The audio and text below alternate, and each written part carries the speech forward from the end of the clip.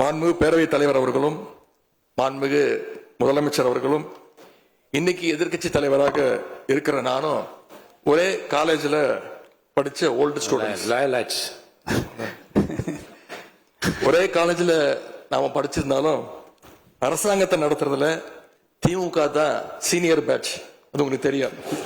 1967 ஆட்சிக்கு வந்தது திமுக தான். நாங்க தான் சீனியர்ஸ்.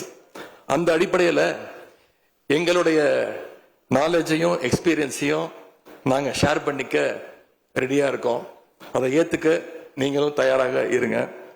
ஏன்னா நமக்கு எப்பவுமே தமிழ்நாட்டு மாநிலத்துடைய நலன்தான் மிக மிக முக்கியம்.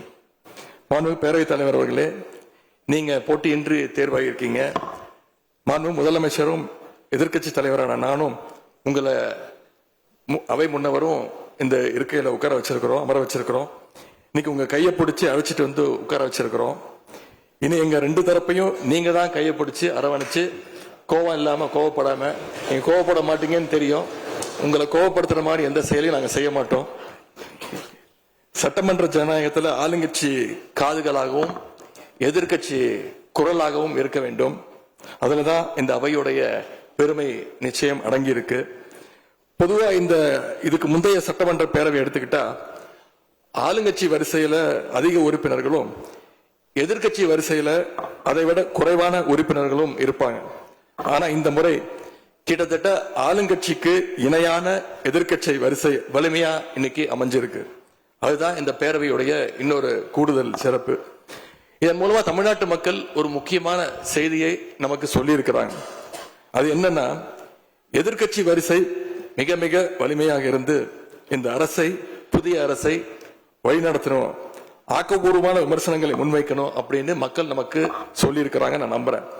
ஆகவே மக்களுடைய எண்ணத்தை பிரதிபலிக்கிற மாதிரி எங்களுடைய பணிகள் நிச்சயம் இருக்கும்.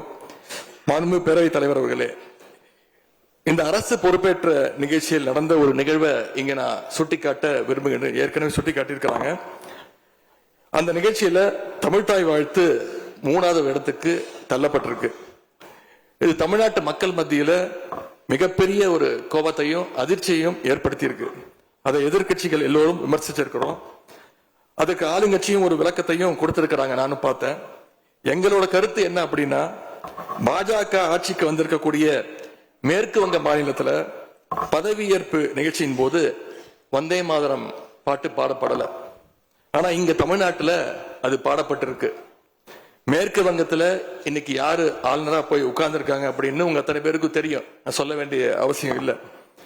அவர் இங்க ஆளுநரா இருந்தப்போ தமிழ்நாடு சட்டமன்ற பேரவையில தமிழ்தாய் வாழ்த்துக்கு முன்னாடி தேசிய கீதம் பாடணும்னு பேரவையினுடைய மரபையே மாத்த சொன்னவர் தான் இன்னைக்கு மேற்கு வங்கத்தில் ஆளுநராக இருக்கிறார். அதை நாங்க உறுதியா, எங்களுடைய தலைவர் அப்போதைய முதலமைச்சர் உறுதியா மறுத்தார். அதனால 2023ஆம் ஆண்டு முதல் தொடர்ந்து 3 வருஷம் அவர் பேரவையிலிருந்து வெளிநடப்பு செஞ்சுட்டு போன காட்சிகளை எல்லாம் நீங்களும் பார்த்திருப்பீங்க. இதன் மூலமா நாங்க சொல்ல வர்றது, அடுத்து விரைவிலேயே இந்த பேரவையில ஆளுநர் உரை நிகழ்த்த இருக்கிறார். ஆகவே ஏற்கனவே உங்களுடைய அரசினுடைய பதவியேற்பு விழாவில் நடந்த அந்த சம்பவம், அந்த தவறு மீண்டும் இந்த பேரவையில நடப்பதற்கு நீங்க அனுமதிக்க கூடாது. நாங்கள் அனுமதிக்க மாட்டோம். பேரவையில் மட்டுமல்ல, தமிழ்நாட்டில் நடக்கக்கூடிய எந்த நிகழ்ச்சியாக இருந்தாலும் சரி, அரசு நிகழ்ச்சியாக இருந்தாலும் சரி, எந்த நிகழ்ச்சியாக இருந்தாலும் சரி, தமிழ்தாய் வாழ்த்து என்றைக்கும் 2வது இடத்திற்கு நாம தள்ளி போக விடக்கூடாது. இந்த அரசு அதற்கு அனுமதிக்க கூடாது என்று நான் இங்கே கேட்டுக்கொள்கின்றேன். ரொம்ப விழிப்போடு இருந்து நம்முடைய உரிமையை, மரபை பாதுகாக்கணும்னு உங்களை எல்லாம் வலியுறுத்தி நான் கேட்டுக்கொள்கின்றேன். மாண்புமிகு பேரவைத் தலைவர் அவர்களே, வண்டிக்கு பிரேக் எப்படியோ, ஒரு காலைக்கு மூக்கனாங்கயிறு எப்படியோ, அப்படிதான் ஆளுங்கட்சிக்கு எதிர்கட்சி அப்படின்னு பேரறிஞர் அண்ணா அவர்கள் நமக்கு சொல்லியிருக்கிறார். ஆகவே பேரறிஞர் அண்ணா சொன்ன வழியில ஆளுங்கட்சியினுடைய செயல்பாட்டை உற்று நோக்கி உங்களுடைய நிறைகளை, குறைகளை சுட்டு காட்டுகின்ற ஒரு ஆக்கப்பூர்வமான எதிர்கட்சியாக நாங்கள் நிச்சயமாக செயல்படுவோம். இந்த அவைக்கு புதியவங்க, ஃபர்ஸ்ட் டைம் எம்எல்ஏஸ் நிறைய பேர் வந்திருக்கிறீங்க. அதுல மிகுந்த மகிழ்ச்சி.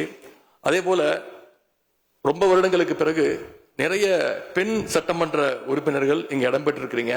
அதுல எங்களுக்கு கூடுதல் மகிழ்ச்சி. அத்தனை பேருக்கும் மீண்டும் என்னுடைய வாழ்த்துக்கள். தமிழ்நாட்டுடைய உரிமைகளுக்காகவும் வளர்ச்சிக்காகவும் நாம எல்லாரும் சேர்ந்து ஒன்னா பயணிப்போம்.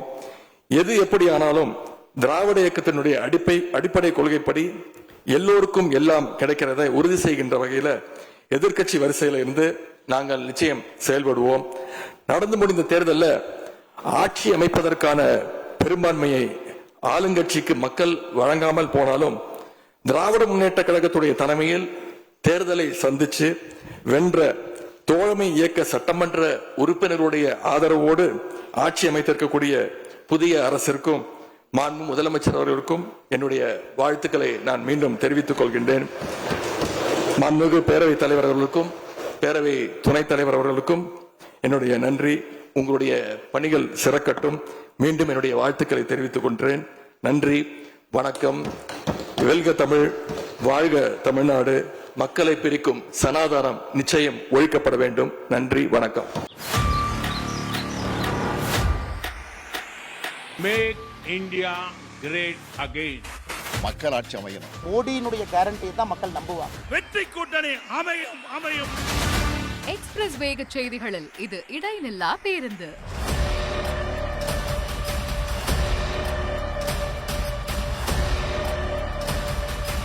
தினமும் காலை 6 முதல் 7 மணி வரை 6 மணி செய்திகள். Break free news. வரிசை கட்டி வரும் சுவாரஸ்ய செய்திகள் பிரேக்கே இல்லாமல். ரிமோட்டை மறங்க, அப்டேட்டா இருங்க.